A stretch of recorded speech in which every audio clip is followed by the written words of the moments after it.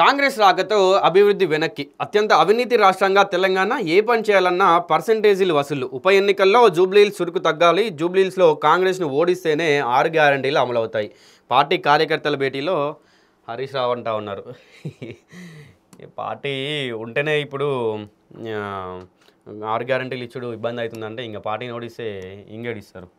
మీరు గెలవడానికి ఏమైనా చెప్తారు కాంగ్రెస్ ప్రభుత్వం ఏర్పడిన తర్వాత తెలంగాణను అత్యంత అవినీతి రాష్ట్రంగా మార్చేశారని మాజీ మంత్రి భారత రాష్ట్ర సమితి నేత హరీష్ రావు విమర్శించారు ఏ పని జరగాలన్నా కాంగ్రెస్ నేతలను కమిషన్లు అడుగుతున్నారని ఆరోపించారు రహమత్ నగర్లో పార్టీ కార్యకర్తల విస్తృత స్థాయి సమావేశంలో హరీష్ రావు మాట్లాడారు జూబ్లీహిల్స్లో కాంగ్రెస్ను ఓడిస్తేనే 6 గ్యారంటీలు అమలవుతాయి మా హయాంలో పేదల కోసం బస్తీ దవాఖానాలు ఏర్పాటు చేశాం అక్కడ పనిచేసే వైద్యులు సిబ్బందికి జీతాలు ఇవ్వడం లేదు ఔషధాలు కూడా ఉండడం లేదు హైడ్రా పేరుతో పేదల ఇల్లే కూలుస్తున్నారు పేదలవి కూల్చడం లేదని హరీష్ రావు ఆరోపించారు పేదల ఇల్లే కూల్స్తూ ఉన్నారు పెద్దలవి కూల్చలేదని హరీష్ రావు అంటూ ఉన్నారు సో ఇదైతే ఖచ్చితంగా నిజం అని చెప్పొచ్చు ఎందుకంటే హైడ్రా వచ్చిన తర్వాత మేము ఇక్కడ మాధవపూర్ దగ్గర ఒక లేక్ దగ్గర వెళ్ళి అక్కడ చుట్టూ అంతా పరిశీలించినప్పుడు ఏంటంటే ఫెన్సింగ్ వేశారు యాక్చువల్లీ ఫెన్సింగ్ చుట్టూ కూడా ఫెన్సింగ్ వేస్తారు కదా ఆ చుట్టూ ఒక సైడ్ ఏమో మొత్తానికి రోడ్డు బయట ఉంది ఫెన్సింగ్ ఆ రోడ్డు పక్కన ఉన్నటువంటి ఇటు సైడ్ యువతల వైపు ఉన్నటువంటి గుడిసెలు ఏవైతే ఉన్నాయో వాటినన్నిటి కూడా కూల్చేస్తారు ఈ హైడ్రా వాళ్ళు అదే ఫెన్సింగ్ వేరే సైడ్ చెరువుకి అవతల వైపు చూసుకున్నప్పుడు సేమ్ ఫెన్సింగ్ ఉంది అక్కడ మాత్రం అపార్ట్మెంట్లు బిల్డింగ్లు అన్నీ ఉన్నాయి వాటిని మాత్రం ఎవరు టచ్ చేస్తలేరు ఎందుకు టచ్ చేస్తలేరయ్యా అంటే బిల్డింగ్లు ఊలగొడితే అపార్ట్మెంట్లు ఊలగొడితే అలా ఎవరో గవర్నమెంట్ ఉద్యోగులు ఉంటారో లేకుంటే పెద్ద పెద్దోళ్ళు అపార్ట్మెంట్లలో బిల్డింగ్లలో ఉంటారు కాబట్టి వాళ్ళు మరి రోడ్డు మీదకి వచ్చి నిరసన చేస్తే ధర్నాలు చేస్తే ఈ మొత్తానికే హైడ్రా పోతుంది ఉన్న ఈ ప్రభుత్వం కూడా పోతుందని వాళ్ళకు భయపడి లేదంటే వాళ్ళ దగ్గర డబ్బులు తీసుకొని లంచం తీసుకొని వాళ్ళ దగ్గర వాళ్ళను ముట్టుకోవడం లేదు ఇక మరి పేదల పరిస్థితి ఏంటంటే పేదలు ఏమున్నది వాళ్ళు వస్తారు రోడ్ల మీద కూర్చుంటారు వాళ్ళని కూర్చున్నా కూడా మళ్ళీ వీళ్ళు పట్టించుకోరు ఎంతో కొంత వీళ్ళకు ఏదో ఒకటి చెప్తే అయిపోతుంది అన్నట్టు ఈ పేదల గురించి ఈ గుడిసెలు చిన్న చిన్న ఇండ్లు ఇవన్నీ కట్టుకొని ఉండే వాళ్ళపైన నిజంగా హైడ్రా వాళ్ళపైననే అధికారం చెలాయించింది వాళ్ళపైననే పెత్తనం కూడా చేసింది ఇక 6 గ్యారంటీలు 100 రోజుల్లో అమలు చేస్తామని రేవంత్ రెడ్డి ప్రభుత్వం హామీలు ఇచ్చిందని 700 రోజులు దాటినా వాటిని అమలు చేయడం లేదని అందుకే రేవంత్ రెడ్డికి జూబ్లీహిల్స్ ఉప ఎన్నికల్లో సురుకు తగలాలని ప్రజలు కోరుకుంటున్నారని హరీష్ రావు అన్నారు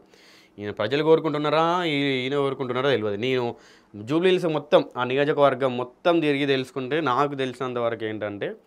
కొద్దిపాటి మొత్తంగా కూడా బీఆర్ఎస్ కంటే కాంగ్రెస్కి కాస్తో కూస్తో ఎక్కువ ఓట్లు పడే అవకాశం అయితే నాకు కనిపించింది నేను అక్కడ తిరిగి ప్రజల దగ్గరికి వెళ్ళినప్పుడు సో ఇక జూబ్లీహిల్స్ ఉప ఎన్నిక చాలా ముఖ్యమైన ఎన్నిక అని యువ తెలంగాణ ప్రజలు జూబ్లీహిల్స్ వైపు చూస్తున్నారన్నారు కాంగ్రెస్ పార్టీ చిత్తుగా ఓడితే రేవంత్ రెడ్డికి కన్నువిప్పు కలుగుతుందని రాష్ట్ర ప్రజలు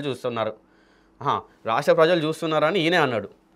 లేకుంటే 6 గ్యారెంటీలు ఎగ్గొట్టిన హామీలు అమలు చేయకపోయినా హైడ్రా పేరిట పేదల ఇండ్లు కూల్చినా నాకే ఓటు వేశారని రేవంత్ అంటాడని చెప్పారు ఉద్యోగాలు రావాలన్నా పింఛన్లు రావాలన్నా పథకాలు అమలు కావాలన్నా హైడ్రా ఆగాలన్నా బీఆర్ఎస్ పార్టీ గెలవాలి మాగంటి సునీత గెలవాలన్నారు 2 ఏళ్లలో రేవంత్ రెడ్డి రాష్ట్రాన్ని అవినీతిమయంగా చేసిండని కేసీఆర్ ఆదర్శ రాష్ట్రంగా తీర్చిదిద్దితే అత్యంత అవినీతి రాష్ట్రంగా తయారు చేసిందని మండిపడ్డారు హరీష్ రావు సో ఇక ఇటు కేసీఆర్ మహమూద్ అలీ ఇద్దరే మొదట మంత్రిగా ప్రమాణ స్వీకారం చేశారన్నారు షాదీ ముబారక్ కింద తులం బంగారం అన్నాడని తులం జాడలేదు కానీ కళ్యాణ్ లక్ష్మి చెక్కు ఏడాది దాటినా ఇవ్వడం లేదన్నారు కేసీఆర్ కిట్ బంధు బతుకమ్మ చీర బంధు రంజాన్ తోఫా బంధు ఓవర్సీస్ స్కాలర్షిప్ బంధు దళిత బంధు బీసీ బంధు బస్తీ దవాఖానా ఖాతం పట్టించారని ఆరోపించారు నిజంగా ఈ పార్టీల గురించి మనం మాట్లాడడం కాదు కానీ ఏ పార్టీ ఉన్న విషయం పక్కన పెడితే నిజంగా ఈ బతుకమ్మ చీరలు నేను బతుకమ్మ అప్పుడు కొంతమంది ప్రజల దగ్గరికి అడిగి తెలుసుకున్నప్పుడు ఏంటంటే చాలామంది కూడా ఏం చెప్పారంటే బతుకమ్మ చీరలు చాలా వరకు జనాలకు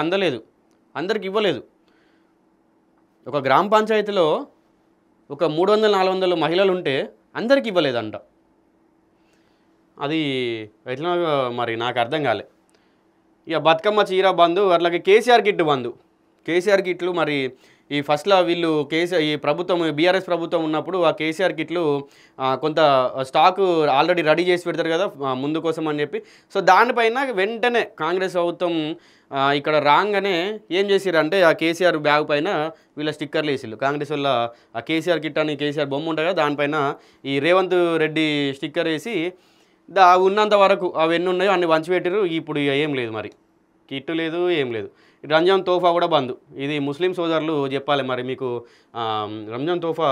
వచ్చిందా మరి లాస్ట్ ఇయర్ వచ్చిందా లేదా ఏందనేది ఒకసారి చెప్పాలి. బస్తీ దవాఖానా కథం పట్టించారు. బస్తీ దవాఖానలు కూడా అంతంత మాత్రమే ఉన్నాయి. బీసీ బంద్ కూడా లేదు నిజంగా. ఇంకా హిందూ ముస్లింలం అందరం కలిసి హైదరాబాద్ను తెలంగాణను కాపాడుకోవాలన్నారు. ఇది మాగంటి సునీతమ్మ గెలుపు కాదని బీఆర్ఎస్ కార్యకర్తల గెలుపు, తెలంగాణ గెలుపుగా అందరం కలిసి కృషి చేయాలని కార్యకర్తలకు పిలుపునిచ్చారు.